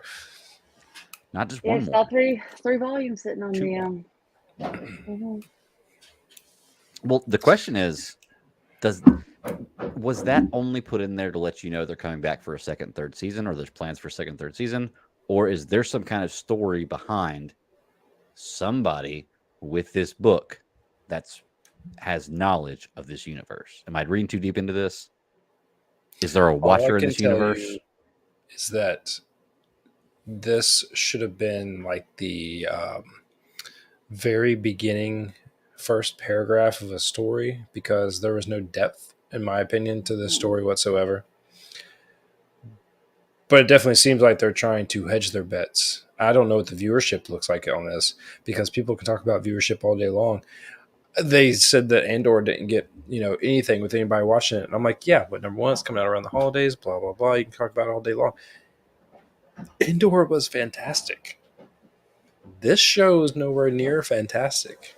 And if they come out with 2 more short seasons of this, I mean, like, what are we going to get? Like, what is that going to look like? And does anybody want it? I don't know what kind of story they're going to tell. I don't know what story they can tell. I just don't know. I'm like, what are they going to like continue Alora's? What is now the Crone going to come back? Is there going to be, oh yeah, Worm? I'm like, I don't care. They did leave you with a good little cliffhanger to say, okay, we're setting up for another season with where you do see Graydon, and that badass looking Mustafar with dragons and all kinds of stuff. Like, the only dragons I want to see sure as hell ain't there. Well, I'm looking at that and I'm thinking, there's no way in hell anybody on the other side of this fight is going to win that fight. Based on what I just saw with this side of the fight has, there's no way in hell this other side wins. No chance. Yep. So we're going to see what happens there. Look, this has got an 86 on Rotten Tomatoes and a 55 audience score. So 86 on Rotten Tomatoes. Critic score? 86 critic score on Rotten Tomatoes. Yep. Wow. Yeah, and a 55 audience score. So I can never trust Rotten Tomatoes. I don't ever look at Rotten Tomatoes unless it's just something that's so ridiculous that it's out there that it crossed my path to actually read it. Yeah. Weird. Well, we are without Willow for a while. I don't know when the next season comes out, if it will. You guys gonna be okay? Are you okay? I'm heartbroken. Honestly, I'm heartbroken. Yeah, I don't know what I'm gonna do. I might stop watching TV for a while. So. Yeah. But we can say goodbye to Willow. Let's hop to the next one. We got Jack Ryan or Bad Batch. What you want to talk about? Anybody? Jack Ryan will probably be longer. Bad Batch, I'll tell you, I didn't know that this episode was going to be like divisive among fans. Apparently, it's divisive. Why? Ooh, I guess about this because it plays so close to like the Clone Wars, and here we are again talking about the battle of good and bad, and here we have Cody again, and here we have droids again. I mean, like, there's a bunch of things that we're actually seeing that I guess a lot of people thought that they were leaving in the past, and now that we're in Bad Batch, they're like, why are all these shows like this Clone Wars season 7, and then you had Rebels, and now you have this, they all just keep revolving around the same area. Whereas you get a lot of people that complain because they want more stories from like this era. I know the Bad Batch is animation, and I know this is a kid's show, but I didn't really like this episode. Yeah. I thought that it was really good. Yeah. That's kind of crazy because like I haven't seen anybody say anything bad about it, but honestly I haven't looked anything up. Because like I watched the show today. I actually didn't even know last week it was coming out, so I just caught up on all 3 episodes today. But no, I enjoyed the third episode. I enjoyed the first 2 as well, but the third episode was fantastic, and it did throw me off a little bit when it was like Commander Cody's there, and I was like, okay, cool, Commander Cody's working for that, and like I had to mentally like do gymnastics to figure out where I'm at in the timeline. I was like, wait a second. I was like, Cody's there, and he's still. I was like, hold on. And I had to think about it. I had to write a little bit down and draw arrows and point different directions because it was tough, but it makes sense. It's just that there's a lot crammed in, and what somebody's going to do one day is do a machete order of everything from this era to watch the right order in, and that's going to be the ultimate viewing right there. Dude, timeline wise. Already thought I was psycho for having to watch Clone Wars in like the release it should have come out in, you know, Right. like the actual chronological release, not the when it was released on TV. But man, like I just thought that a lot of people hate Cody because, you know, he was the one who was going to take out Obi-Wan, so on and so forth. Yeah, he did a lot of good things in the show, or was this large part of Clone Wars whenever it was out. But there was so much of this that was humanized, you know? I mean, like, you know, you get the conversation with him and Crosshair sitting there talking about having, you know, whether or not good soldiers follow orders, but also like the impact that has on people where it doesn't have it on battle droids. And so, you know, you can fight a droid all day long and it's not going to have that same, it's not going to take home the stuff that like clone troopers take home. Mm-hmm. And here you're seeing the weight of Order 66. You're seeing the weight of the clone troopers being replaced because they're looking at it in real time. Mm-hmm. They're seeing that their numbers are dwindling and they're being replaced. Mm-hmm. They don't quite know what they're being replaced with yet. I think that they see people and they understand that, like, you know, there's droids around too, but at the same time, there's no way they can be replaced with battle droids of any type because that's what they went to war against. Mm-hmm. I don't think anyone will allow it. But you're getting that whole, like, did we do the right thing? Did we just spend, you know, decades trying to do the right thing? Because that whole weight of going to that city and watching that governor just get murked by Crosshair right in front of him. After he just told her, you'll be, you know, I promise you'll be safe. Yeah. Maybe peace comes down to us. Well, see, that's another thing too, because like, especially what the governor was saying, you know, she brought up Dooku. And, you know, I'm trying to think about that. But then that automatically made me think back to the Star Wars short. You know, we saw a little bit more of, you know, background of Dooku and where he was coming from. You know, I'm thinking, okay, well, that's kind of crazy. You know, it's just, okay. Because really you think of the Separatists, you know, don't really think of, you know, not really anything positive, but. Yeah, he's right. I mean, you are going to see battle droids. The crazy thing about this episode was that everything was kind of turned on its head. You know, whereas you were always against the battle droids and what they stood for, and then, you know, the clone troopers were the ones that were going to come in and save the day everywhere they went, even though we all knew that the Empire was going to rise after that. Now you actually see and kind of champion the battle droids because they're protecting the people, and the people are trying to say, like, we don't want to be a part of what you got going on, man. Like, we're cool over here doing our own thing. Yeah. Hey, Sarah, I want to ask you, me personally, I get this kind of feeling watching this, and I don't know how many seasons it's going to go on, that, like, I feel like Crosshair wants to be good. I get this, like, Vader complex where he has this good in him, but he's always, like, he's fighting with it, he's debating it, and the evil always wins. Do you get that feeling, too? I kind of do. It was kind of, it's always,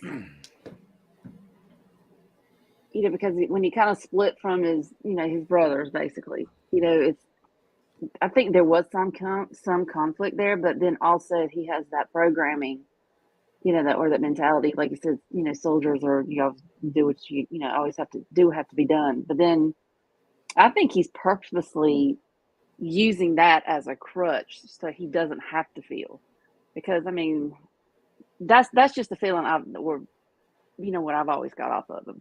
You know, he didn't really, you know, I guess, you know, when you're talking about, you know, they were, you know, the Bad Batch, the ones that weren't really, you know, programmed like the rest of them and that kind of thing. But I mean, he was probably more that was, I guess, initially what they were really after as far as like the programming wise. Right. And so I think it was really tough for him to see, you know, his unit that, you know, that was his brothers. And then, you know, they're like, dude, you know, this is not cool. This is not right. And it's like totally, you know, 100% flip from what he's like, we're soldiers. We do what we're told to do. You know, we're not supposed to have an opinion. We're not supposed to have this. So that's why when I first saw him in this episode, I was like, is dude finally like coming around? I mean, is he not? But then it's like throughout this whole episode, it's like anything that, like whatever Cody said, I mean, it was like Crosshair immediately like was like, nope, we're gonna do this. This is what we do. I'm not even gonna think about it. We're not even gonna talk about it. This is what we're gonna do. So it'll be curious to see if he's more throughout this episode, this season.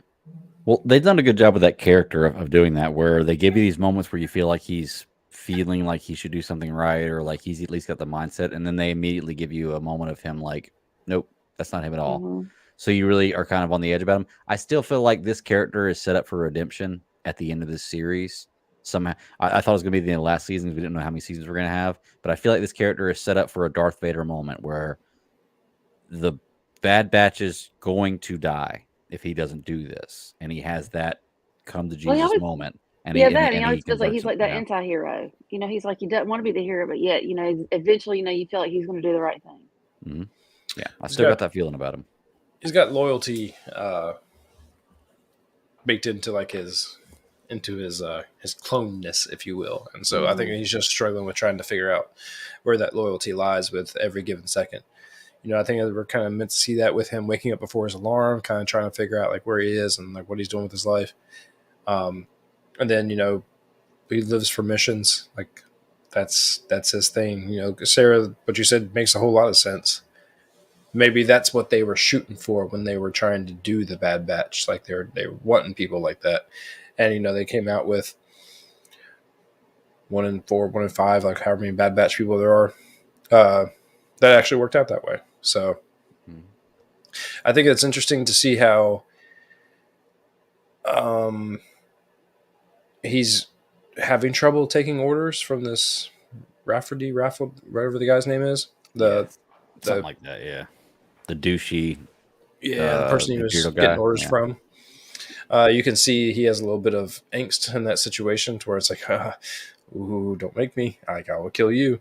And let's talk about his pucks, man. Like, let's talk about the action scene. Badass. In that city. Badass, yeah. Number one, he shoots that tank down through the barrel, which didn't know that was a thing. Like, I guess, I feel like they would have taken out a whole lot more of those in the Clone Wars if they knew that was a possibility. That's Crosshair's thing, though. Yeah, true. he's like the sharpshooter. The droidicas. Like that's one of the baddest ass Star Wars things ever. I'm sorry, man. Those things are so fucking cool. Like they look awesome. Their function is awesome. Anytime you see those on a battlefield, like pucker up, buddy, because it's about to be tough. You know, just hearing the sound. Mm-hmm. And then, the pucks, the shooting, the stairwell scene, it was all well done. I think that it's amazing to have such a simple concept like that work the way that it does, because we just saw a blaster bolt take down a tank, and then now he's going to shoot a bunch of mirrors. And you know what, though? I saw that. Obviously, they set it up where you're going to see what's happening. I was like, this is weird. And I thought about it. I was like, you know what? I'll buy that. It's cool. Yeah. I'll buy that. That's an animated show. So. And it's just showing you how badass of a shot he is. We haven't talked about Omega yet, which, by the way, it is funny. We should mention the first 2 episodes are kind of a 1-2-parter. You know, what is it? The Riches of War, the Spoils, or something like that. I can't remember. Ruins of War. Ruins of War, yeah. So it's kind of a 1-2-parter. The 3rd episode doesn't have the Bad Batch at all. Not one scene at all. It's completely about Crosshair and Cody and this mission they're on. So kind of shows you where the Imperial or the Empire is at that moment. They are conquering planets at their will, whether they want it or not. And this is the start of it. So it's cool to kind of sit in that moment. But we didn't get any Bad Batch or other than Crosshair in this 3rd episode. So this was totally focused on Crosshair. That's what I'm saying. It's like he's going to work. He's still in there. He's still part of the Bad Batch. He's still one of the the main guys. So that story that's going to interlace at some point. I mean, obviously, they're going to come face to face again. Oh yeah, 100%. And his suit looks awesome. That all black looked really good. I put it on the thumbnail for the show. It looks so good. So I was like, yeah, I like that. And of course, I'm glad to see that the Empire just they had to keep with the douchey little governors they want to put in place too. Oh my God, I wanted to smack that guy so hard. It's cute. I was really hoping Cody was just going to turn around and be like, no, just do like a little. So Kevin, the chat does raise a good point about the Bad Batch. They think they all die. They're not in Rebels. Maybe, but there's been a lot of characters in the same timeline that are not in certain shows. That doesn't necessarily mean they died. So I don't know. I mean, you look at Cody and Hera. They're in Return of the Jedi. They're in the Battle of Endor. So Rex, I'm sorry, yeah, Rex and Hera. They're in the Battle of Endor. So it's like just because they're not in stories between that doesn't necessarily mean they died. But possibly. I don't know where they're going with this. I don't know how long the seasons are going to be. I don't know where they're going to finish with the story. Rex is supposed to come back in this one. I think the whole thing, like when Cody defected, my mind was automatically sent to the point to where the way the stories are going to cross is that, you know, the Bad Batch is going to get hired by Rex to come and figure out how to get Cody out. But at the same time, Crosshair is going to be sent to bring Cody back in or whatever the case may be. And then Crosshair and the Bad Batch, and then, you know, all sorts of just clone on clone action. Clones everywhere. Clones and clones and clones and clones. That's right. But it's good, man. I'm liking Bad Batch. The animation looks like spot on. Looks phenomenal. Like I noticed when Bad Batch, I noticed that Clone Wars, the final season, that like 6-episode final season they had or whatever it was, the first episode or season of Bad Batch and this episode of Bad Batch, the animation has been so phenomenal. Like, I'm not saying it wasn't in Clone Wars or Rebels, but you can definitely tell a difference. Like, I'm looking at it, and it looks almost kind of arcanish in some scenes. They've stepped it up. It seems smoother. All the transitions and the actual like movements and everything are a lot smoother than they used to be. Yeah, I don't know if they're putting more money into it or if it's just the fact that, you know, technology advances. So things are always going to get better. Even the cheapest stuff is going to be better than some of the best stuff, a few years ago. So, since you didn't watch it last week, what did you think about the magic bow and arrow thing blaster? I'm kind of what's the word I'm looking for? I'm confused about the power ability of this thing. Yeah, because it seems like she like when she needs it to, it can take out anything that she wants it to. But when it's not convenient, it doesn't do that. So it's the power set for this bow. I think it looks badass. I think it's an awesome concept shooting these electric bolts out of it. I'm questioning the power set of it. Oh yeah. So Tony says Jack Ryan season 3 was fantastic. Yes, I'm halfway through. I don't know they're all the way through. We're going to talk about that right after this too. But yes, it was. It is fantastic. So we're getting. There's not much to talk about if you want to wrap this up. Yeah, there's really not. I mean, we're 3 episodes into Bad Batch, and they're 24, 26-minute episodes, so it's not like it's got a ton of, meat in every episode. But I'm enjoying it. I mean, more Star Wars animated content that they're putting out, that's fantastic. I think that of the 3 episodes so far, you're right, Ross. I did like this one a little more because it's got a little more story to it. It's more than just like get in, get out, shoot them up. Yeah, and or like a job.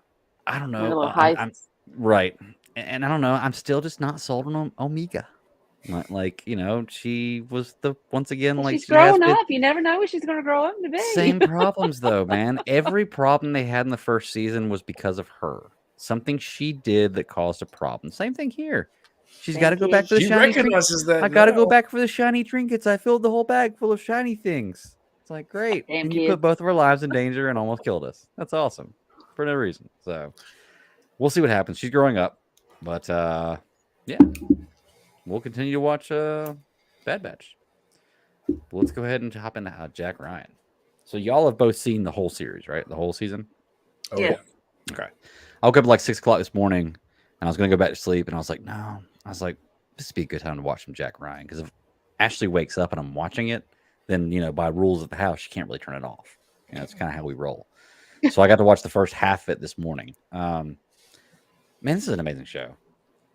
And Ashley even told me too, like, I'm such a big fan of The Office. It's hard to watch even John Krasinski even now and not think he's going to look at the camera at some point in time with this little kind of face or shoulder shrug. And he actually does one time in the 3rd season, episode 3. He does it one time. And I was like, he did it. I saw him right there. It was a little more serious than The Office one. But this show is phenomenal. Like I'm loving the storyline. I'm loving Krasinski as this character. Like this show is, it just amazes me because it's so good, and I never think to turn it on.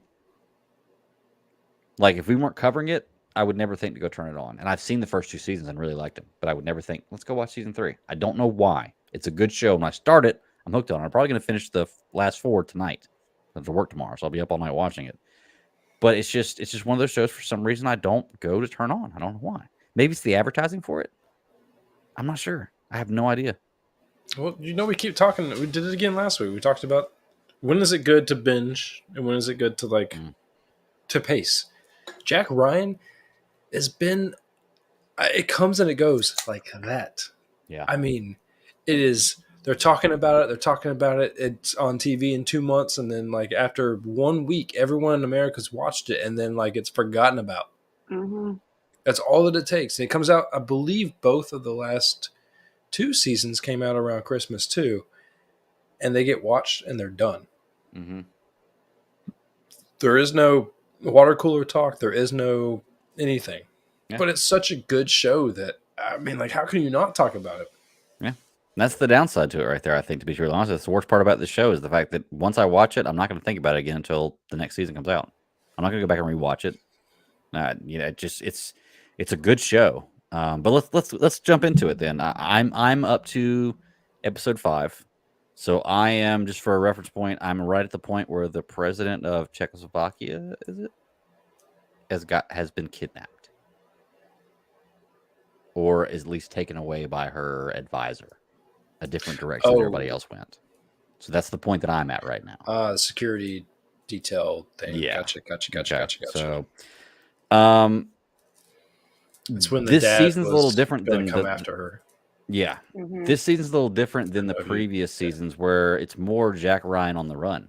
He's kind of a fugitive from the law in this season, whereas before it hadn't quite been like that. Yeah, kind of. I mean, obviously, I'm sure it's going to work out for him. It's Jack Ryan. I'm sure things are going to work out. Well, the cool thing about this season is the story, because they're giving you a lot of the backstory. You kind of go, with the, like I said, the whole Cold War type thing.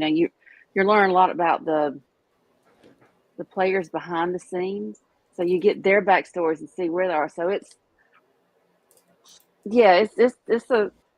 without saying too much, because that's what I was talking about with the story last week or the week before. Yeah. Whenever we were talking about it, I'm like, they were able to take something that I thought has been mostly done and played out to death, and they did it in a way that made it still feel fresh and still feel completely viable relevant. And fun to watch. It's almost like it's relevant. Yes.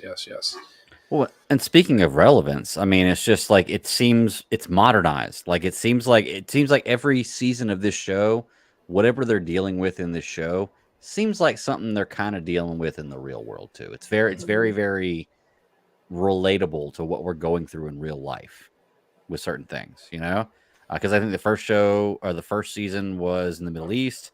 The second one was in Europe. I can't remember where the second one was, but this one's obviously a Russian story. So it's it keeps up with times. It keeps the story modern. It's almost like a James Bond type thing. You can continually tell his story, with this character going forward. But I'm sold on Jack Ryan with John Krasinski. I almost don't want to see him as a superhero now. Not that I don't think he'd do a good job, but I think that he could do so much better stuff. And I'm not saying that doing superhero stuff is bad stuff, like bad actors do it or whatever. I just feel like he falls in the camp of Reacher and it's you want to see good, smart, talented people be able to do real life things and do it in a way that makes it feel real without making it feel like you can't save the world unless you have the power of flight or whatever weird thing that you want XYZ put in there. So right. One thing that gets me about the show is the intro.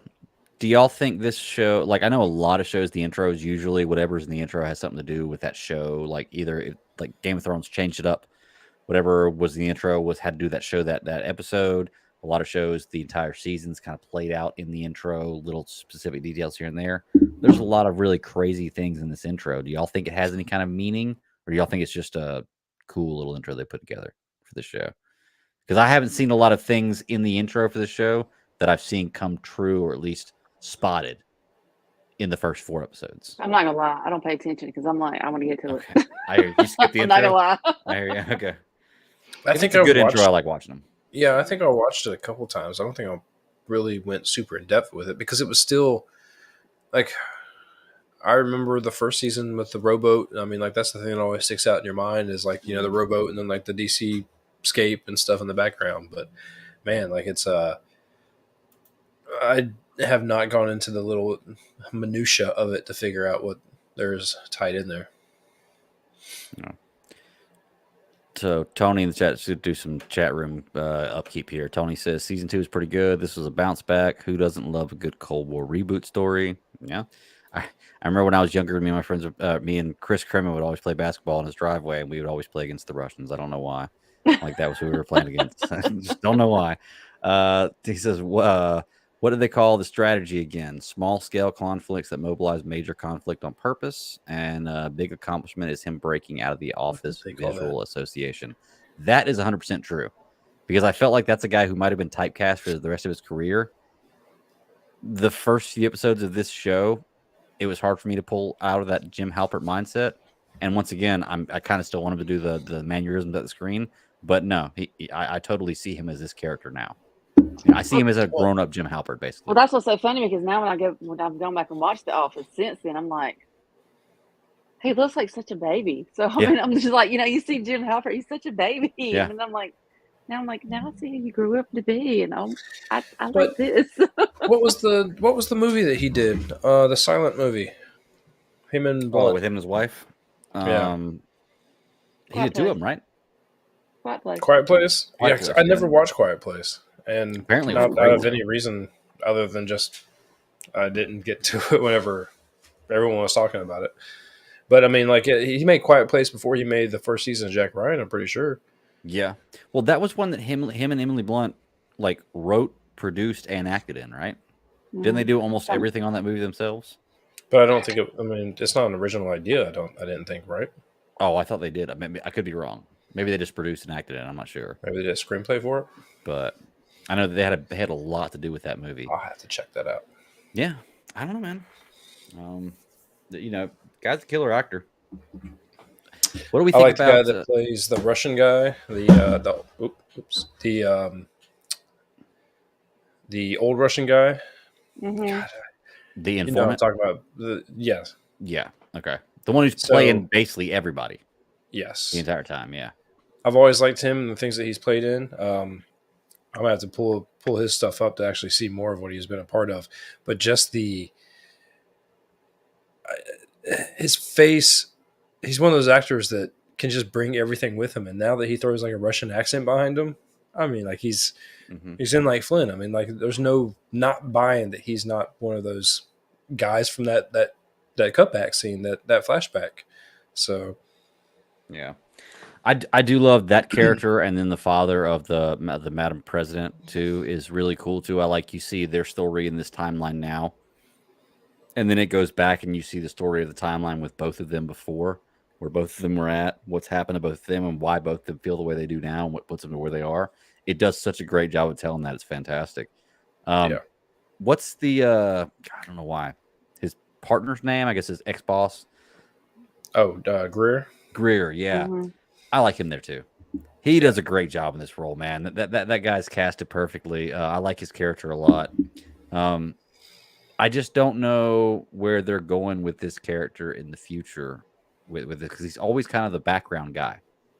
Like he's always the guy that gets things done for Jack Ryan. That if he didn't do it, you wouldn't be doing what you're doing, type thing. Like the $5,000 you got him and everything else, and that was cool. Sending them through the system. I don't know, man. I'm interested. Like I said, I'm going to watch these last 4 episodes tonight, probably. As soon as we get out of here, I'm going to go ahead and start it, because Ashley didn't really pay much attention to the first 4 episodes, so that means that she's not going to be mad if I watch the last 4 of that, or I'm sure. But until she goes back and tries to watch it again, watches the finale to start off with. Right, yeah. I can't believe she did that. That was so funny. Poor thing. Bless her heart. Isn't that what we say? Yeah, man. But just Jack Ryan's just knocking it out of the park. There's I don't like who is the guy.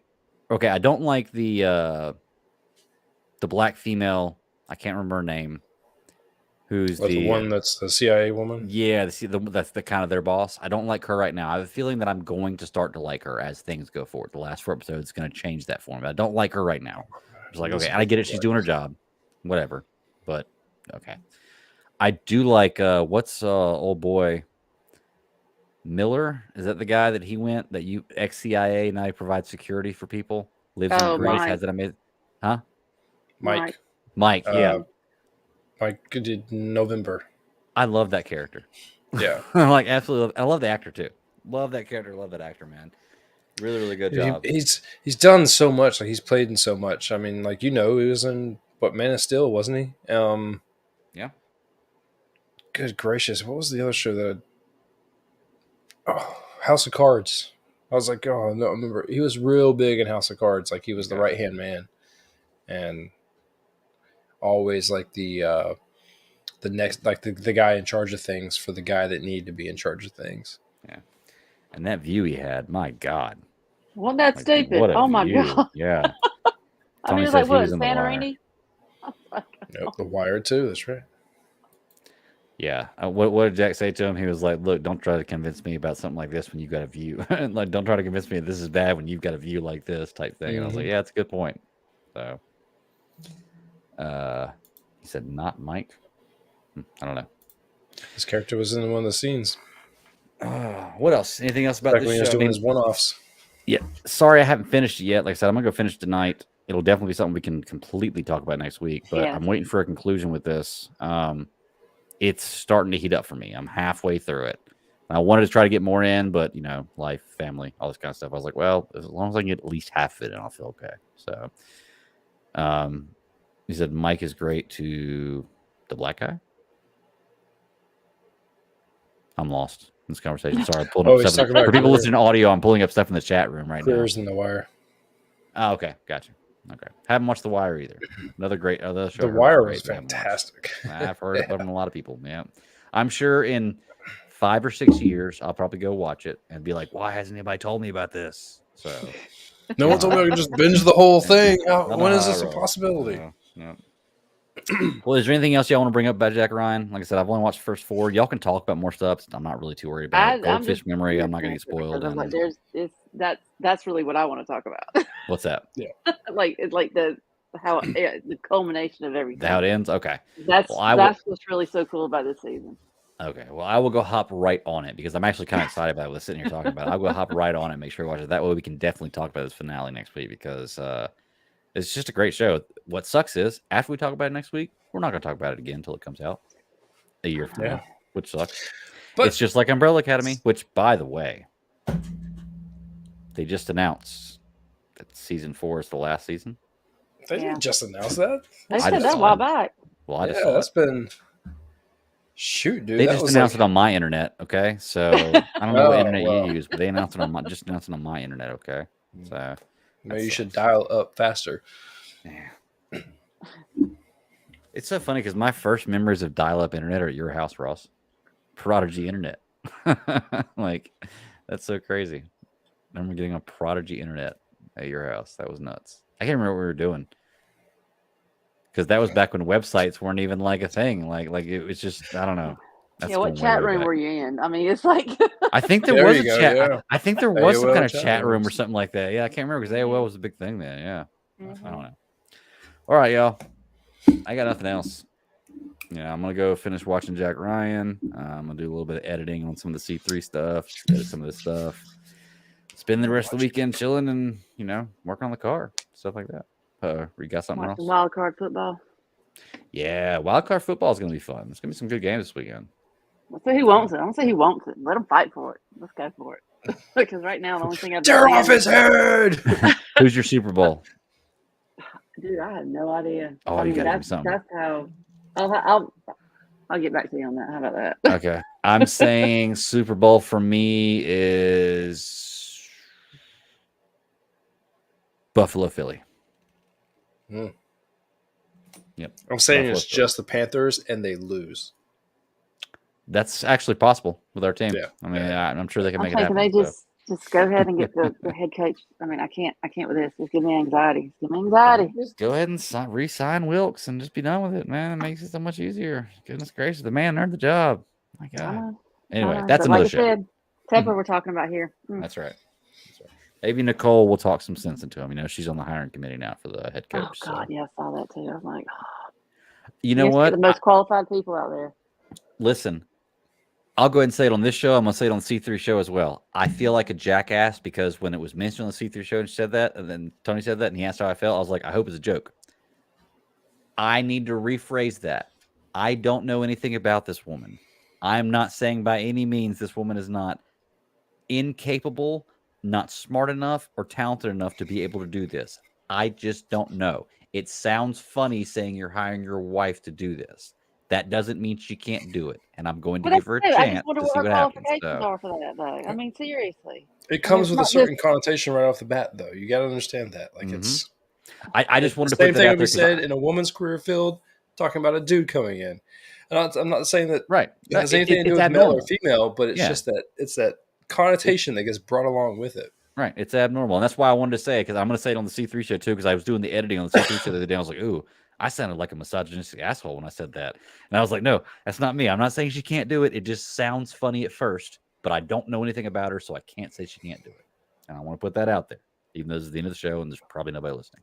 But, you're apologizing on the wrong show. It's okay. It's okay. It's okay. I'm going to put it out there on Tuesday's show too. But yeah, we'll see what happens. That was a squirrel. Big squirrel at the end. A football squirrel. So, all right, y'all. I got nothing else. You want to get out of here?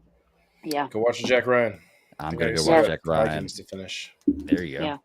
Sarah, where can they find you at? Oh, nowhere. She just dipped out. Did she just click herself out of this? I don't know if she just clicked out or not. Anyway, Ross, where can they find you at? And now you see me, now you don't. That's right. Sarah said, bye, y'all. You can't find me anywhere except right here. Hopefully when we're live, because it's about the only time I'm sitting here doing this thing. Good deal. Good deal. Oh, you can find Sarah at My Lady Kitten on Twitter. Check her out. And then you can also find me at the BatDaddy52 on Twitter. Check out at GCS Podcast 1 on Twitter is the show handle. We go live every Friday, 9 p.m. Eastern Standard Time. Try to drop the audio Monday or Tuesday every week. But, you know, if you can't get the audio, you can always, before then, and you're dying for it, you can always come check out the YouTube show. Give us a like and subscribe. Tell a friend. Come join the chat room. We like to post stuff and talk with y'all. So all that good stuff. Ross, I'm out of here, man. Nothing else. You good? Oh, yeah. Right. Have a good week. Yeah, man. Until next week, keep pounding.